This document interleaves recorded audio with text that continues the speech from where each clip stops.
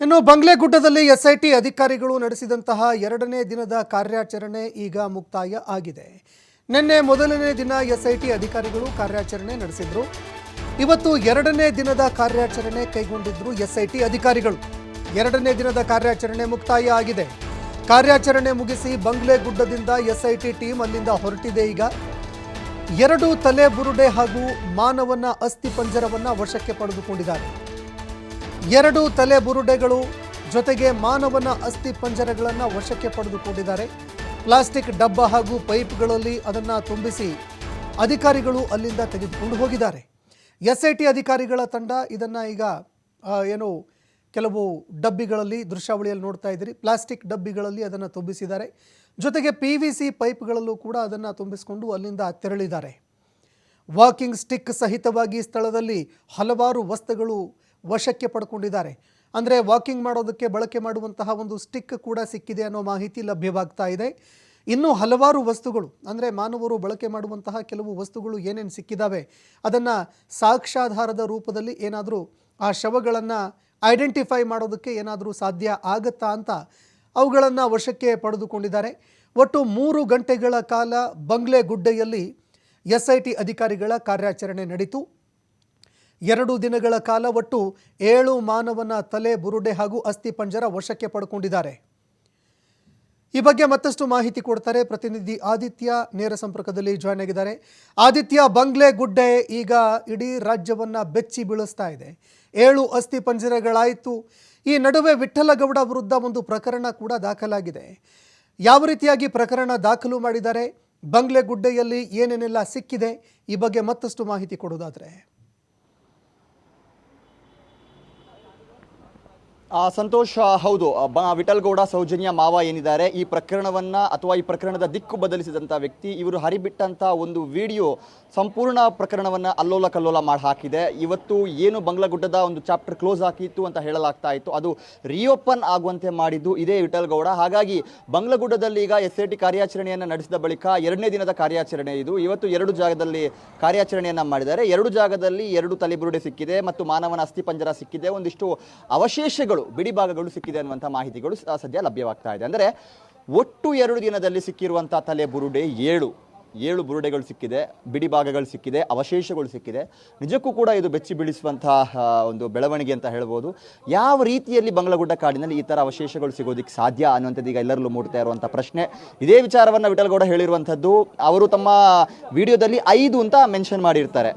ಮೊದಲನೇ ಸರ್ತಿ ನಾನು ಹೋಗಬೇಕಾದ್ರೆ 2, ಇನ್ನೊಂದು ಸಲ ಹೋಗಬೇಕಾದ್ರೆ 3 ಅನ್ನುವಂಥ ರೀತಿಯಲ್ಲಿ ಅವ್ರು ಹೇಳಿರ್ತಾರೆ. ಮತ್ತು ಒಂದೇ ಕಡೆಗಳಲ್ಲಿ ಅದಿದೆ ಅನ್ನುವಂಥ ರೀತಿಯಲ್ಲೂ ಕೂಡ ಅವ್ರು ಹೇಳಿದರು. ಸೊ ಅವ್ರು ಹೇಳಿದ ರೀತಿಯಲ್ಲಿ ಈಗ ಹೆಚ್ಚುವರಿ 2 ಸಿಕ್ಕಿದೆಯಾ ಅನ್ನುವಂಥ ರೀತಿಯ ವಿಚಾರಗಳು ಕೂಡ ಇದೆ. ಸೊ ಈ ನಿಜಕ್ಕೂ SIT ಕೂಡ ಒಂದರ ಅರ್ಥದಲ್ಲಿ ಇದು ಶಾಕಿಂಗ್. SIT ಅವರಿಗೆ ಮಾಹಿತಿ ಇತ್ತು, ಆದರೆ ಈ ಥರ ಈ ಪಾರ್ಟಿಯಲ್ಲಿ ಸಿಗುತ್ತೆ, ಅದು ಕೂಡ ಪ್ರಮುಖವಾಗಿ ತಲೆಬುರುಡೆಗಳು ಸಿಗುತ್ತೆ ಅನ್ನುವಂಥ ರೀತಿಯ ಲೆಕ್ಕಾಚಾರವನ್ನು SIT ಹಾಕ್ಕೊಂಡಿರಲಿಲ್ಲ. ಸೊ 7 ಜಾಗಗಳನ್ನು ಏನು ಮಾರ್ಕ್ ಮಾಡಿದ್ರು ಆ 7 ಜಾಗಗಳಲ್ಲೂ ಕೂಡ ಬುರುಡೆ ಸಿಕ್ಕಿದೆ. ಅದಕ್ಕೆ ಸಂಬಂಧಪಟ್ಟಂಥ ಅಸ್ಥಿಪಂಜರದ ಅವಶೇಷಗಳು, ಕೆಲವು ಕಡೆಗಳಲ್ಲಿ ಸಂಪೂರ್ಣವಾದ ಅಸ್ಥಿಪಂಜರ ಸಿಕ್ಕಿರೋದು. ಕೇವಲ ಇಷ್ಟು ಮಾತ್ರ ಅಲ್ಲ, ಇನ್ನೂ ಅನುಮಾನ ಕಾರಣವಾಗುವಂಥ ಒಂದಿಷ್ಟು ವಸ್ತುಗಳು, ಅಂದರೆ ಮೃತದೇಹಕ್ಕೆ ಸಂಬಂಧಪಟ್ಟಂಥ ವಸ್ತುಗಳು, ಅದು ಸೀರೆ ಮತ್ತಿತರ ವಸ್ತುಗಳಾಗಿರಬಹುದು, ಮತ್ತು ಒಂದು ವಾಕಿಂಗ್ ಸ್ಟಿಕ್ ಕೂಡ ಇವತ್ತು ಸಿಕ್ಕಿದೆ ಅನ್ನುವಂಥ ಮಾಹಿತಿ ಇದೆ. ಸೊ ನಿನ್ನೆ ಸಂಗ್ರಹ ಮಾಡಿದಂಥ ಅವಶೇಷಗಳನ್ನು ಅಥವಾ ಬುರುಡೆಯನ್ನು ಈಗ FSLಗೆ ಕಳಿಸಲಿಲ್ಲ, ಅದನ್ನು ಸೀಲ್ಡ್ ಬಾಕ್ಸ್ಗಳಲ್ಲಿ ಹಾಕಿದ್ದಾರೆ, ಬಯೋ ಪ್ರಿಸರ್ವ್ ಬಾಕ್ಸ್ ಅಡಿ ಹಾಕಿದ್ದಾರೆ, ಮತ್ತೊಂದಿಷ್ಟು ಪೈಪ್ಗಳಲ್ಲಿ ತುಂಬಿಸ್ಕೊಂಡು ಹೋಗಿದ್ದಾರೆ ಟ್ಯೂಬ್ ಮಾದರಿಯದ್ದು. ಸೊ ಇವತ್ತು ಇದನ್ನು ಕೂಡ ಈಗ SIT ಇಲ್ಲಿನ ಕಾರ್ಯಾಚರಣೆ ಮುಗಿಸಿ ಈಗ ಬೆಳ್ತಂಗಡಿ SIT ಕಚೇರಿಗೆ ತೆಗೆದುಕೊಂಡು ಹೋಗಿದೆ. ಸೊ ಅದನ್ನು ಕೂಡ ಸಂಪೂರ್ಣವಾಗಿ ವಿಮರ್ಶೆ ಮಾಡಿ, ಸೀಲ್ ಮಾಡಿ, ಅದನ್ನು ಪ್ರಿಸರ್ವ್ ಮಾಡಿ ಆ ಬಳಿಕ ಅದನ್ನು FSLಗೆ ರವಾನೆ ಮಾಡಲಾಗುತ್ತೆ.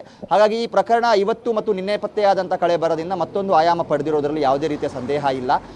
7 ಮೃತದೇಹಗಳು ಯಾರದ್ದು, ಅದು ಯಾವ ರೀತಿ ಬಂಗ್ಲೆಗುಡ್ಡ ಕಾಡಿಗೆ ಬಂತು, ಬಂಗ್ಲೆಗುಡ್ಡ ಕಾಡಿಗೆ ಬಂದರೂ ಕೂಡ ಈ ಪೊಲೀಸ್ ಠಾಣೆಗೆ ಮಾಹಿತಿ ಬಂದಿರಲಿಲ್ವಾ, ಅರಣ್ಯ ಅಂತ ಹೇಳ್ತಾ ಇದ್ರು, ಅರಣ್ಯ ಇಲಾಖೆಯವರೆಗೂ ಮಾಹಿತಿ ಬಂದಿರಲಿಲ್ವಾ, ಭೂಮಿಯ ಮೇಲ್ಭಾಗದಲ್ಲಿ ಈ ಥರ ಅಸ್ಥಿಪಂಜರಗಳು ಯಾಕೆ ಪತ್ತೆಯಾಯಿತು, ಇದರ ಹಿನ್ನೆಲೆ ಏನು, ಇಲ್ಲೇ ಬಂದು ಯಾರಾದರೂ ಸೂಸೈಡ್ ಮಾಡ್ಕೊಂಡ್ರಾ, ಯಾರಾದರೂ ಕೊಲೆ ಮಾಡಿ ತಂದ ಮೃತದೇಹಗಳನ್ನು ಅಲ್ಲಿ ಹಾಕಿದ್ರಾ, ಅಥವಾ ಸ್ವಯಂ ಪ್ರೇರಿತವಾಗಿ ಪಾಯ್ಸನ್ನು ಇನ್ನೊಂದು ಕುಡಿದು ಯಾರಾದರೂ ಅಲ್ಲಿ ಸತ್ತು ಹೋಗಿದ್ರಾ, ಎಲ್ಲ ಕೂಡ ಪ್ರಶ್ನೆಗಳು ಈಗ ಸದ್ಯ ಇರುವಂಥದ್ದು. ಹಾಗಾಗಿ ಇನ್ನು ಮುಂದಕ್ಕೆ ಬಹಳ ಒಂದು ವಿಸ್ತೃತ ತನಿಖೆಗೆ SIT ಮುಂದಾಗುತ್ತೆ. ಸೊ ಇವತ್ತು ಸಿಕ್ಕಿರುವಂತಹ ಈ ಒಂದು ಅಸ್ಥಿಪಂಜರ ಅಥವಾ ಬುರುಡೆ ಮೂಳೆಗಳ ಮೂಲಕ DNA ಫೈಂಡಿಂಗ್ಸ್ ನಡೆಯುತ್ತೆ. ಎಷ್ಟು ವರ್ಷಗಳ ಹಿಂದಿನ ಮೃತದೇಹ ಇದು ಆಗಿರಬಹುದು ಅಥವಾ ಅವಶೇಷ ಆಗಿರಬಹುದು ಅನ್ನುವಂಥ ರೀತಿಯಲ್ಲೂ ಕೂಡ ಮಾಹಿತಿಯನ್ನು ಕಲೆ ಹಾಕಬೇಕಾಗುತ್ತೆ. ಕಲೆ ಹಾಕಿದ ಬಳಿಕ ಏನಾದರೂ ಮಿಸ್ಸಿಂಗ್ ಪ್ರಕರಣಗಳು, UDR ಪ್ರಕರಣಗಳು, ಪೋಸ್ಟ್ಮಾರ್ಟಮ್ ರಿಪೋರ್ಟ್ ಇದಕ್ಕೆ ಸಂಬಂಧಪಟ್ಟ ಹಾಗೆ ಏನಾದರೂ ಇದೆಯಾ ಅನ್ನುವಂಥದ್ದನ್ನು ಕೂಡ SIT ಅಧಿಕಾರಿಗಳು ಪರಿಶೀಲನೆ ಮಾಡ್ತಾರೆ.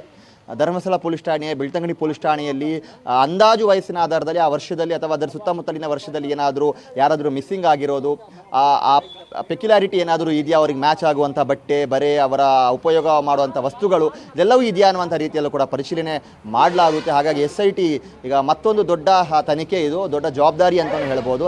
ಹಾಗಾಗಿ ಈ ರಹಸ್ಯವನ್ನು, ಬಂಗ್ಲಗುಡ್ಡ ಕಾಡಿನ ಮೂಳೆಗಳ ರಹಸ್ಯವನ್ನು SIT ಯಾವ ಥರ ಭೇದಿಸುತ್ತೆ, ಮುಂದಕ್ಕೆ ಈ ಪ್ರಕರಣ ಯಾವ ತಿರುವನ್ನು ಪಡೆದುಕೊಳ್ಳುತ್ತೆ, ಈಗ ಇಲ್ಲಿ ಸಿಕ್ಕಿರುವಂಥ ಅಸ್ಥಿಪಂಜರ ಏನಿದೆ ಅದನ್ನು SIT ವಶಪಡಿಸಿಕೊಂಡಿದ್ದು ಯಾಕೆ, ಸಾಮಾನ್ಯವಾಗಿ ಯಾರೋ ಬಂದಿಲ್ಲಿ ಸೂಸೈಡ್ ಮಾಡ್ಕೊಂಡಿದ್ರೆ ಅದು ಧರ್ಮಸ್ಥಳ ಪೊಲೀಸ್ ಠಾಣೆಗೆ ಹೋಗಬೇಕಾಗಿತ್ತು, ಆದರೆ SIT ಇದನ್ನು ವಶಪಡಿಸಿಕೊಳ್ಳುವುದರ ಹಿಂದಿರುವಂಥ ಕಾರಣಗಳು ಏನು, ಮತ್ತು ಈ ಹಿಂದೆ ಕಾರ್ಯಾಚರಣೆಗೆ ಹೋದಂಥ ಸಂದರ್ಭದಲ್ಲಿ SIT ಅವರಿಗೆ ಇದು ಕಂಡಿರಲಿಲ್ವಾ, ಕಂಡಿದ್ದರೂ ಕೂಡ ಅದನ್ನು ನಿರ್ಲಕ್ಷ್ಯ ಮಾಡಲಾಯಿತಾ, ಅಥವಾ ಧರ್ಮಸ್ಥಳ ಪೊಲೀಸರು ಕೂಡ ಅದನ್ನು ವಶಕ್ಕೆ ಪಡಿಲಿಲ್ವಾ, ಹೀಗೆ ಹಲವು ಅನುಮಾನಗಳು, ಪ್ರಶ್ನೆಗಳು ಇನ್ನೂ ಬಾಕಿ ಉಳಿದಿದೆ. ಸೊ ಇದಕ್ಕೆ ಉತ್ತರ ಪಡಿಬೇಕು ಅಂದರೆ ಇನ್ನಷ್ಟು ದಿನಗಳು ಕಾಯಬೇಕಾಗುತ್ತೆ. ಈ ನಡುವೆ ವಿಠಲ್ಗೌಡ ವಿರುದ್ಧ ಕೂಡ ಧರ್ಮಸ್ಥಳ ಗ್ರಾಮಸ್ಥರು ದೂರನ್ನು ನೀಡಿದ್ದಾರೆ. ಸಂದೀಪ್ ರೈ ಅನ್ನುವಂಥವರ ನೇತೃತ್ವದಲ್ಲಿ ಇವತ್ತು SIT ದೂರು ನೀಡಲಾಗಿದೆ. ವಿಡಿಯೋವನ್ನು ಹರಿಬಿಟ್ಟು ಪ್ರಕರಣದ ದಿಕ್ಕು ತಪ್ಪಿಸುವಂಥ ಪ್ರಯತ್ನಗಳನ್ನು ಮಾಡಲಾಗ್ತಾ ಇದೆ. ಇದೂ ಒಂದು ರೀತಿಯ ಷಡ್ಯಂತ್ರ ಅನ್ನುವಂಥ ರೀತಿಯಲ್ಲೂ ಕೂಡ ಆರೋಪ ಮಾಡಲಾಗಿದೆ. SIT ಬಿಟ್ಟುಕೊಡದಂಥ ಸೂಕ್ಷ್ಮ ಮಾಹಿತಿಗಳು ವಿಠಲ್ಗೌಡಗೆ ಬಂದಿದ್ದು ಹೇಗೆ ಅನ್ನುವಂಥ ರೀತಿಯಲ್ಲೂ ಕೂಡ ಪ್ರಶ್ನೆ ಮಾಡಿ ಅವರು SITಗೆ ದೂರು ನೀಡಿದ್ದಾರೆ. ಸೊ SITಯ ಏನು ವಿಠಲ್ಗೌಡ ಹೇಳಿಕೆ ಆಧಾರದಲ್ಲಿ ಇಷ್ಟೆಲ್ಲ ಬೆಳವಣಿಗೆಗಳಾಗಿರೋದು. ಸೊ ಮುಂದೆ ಏನಾಗುತ್ತೆ ಅನ್ನುವಂಥದ್ದು ಕುತೂಹಲ ಗದಿಗೆದಿರಿದೆ. ಸಂತೋಷ್, ಧನ್ಯವಾದಗಳು ಆದಿತ್ಯ ನಿಮ್ಮೆಲ್ಲ ಮಾಹಿತಿಗೆ.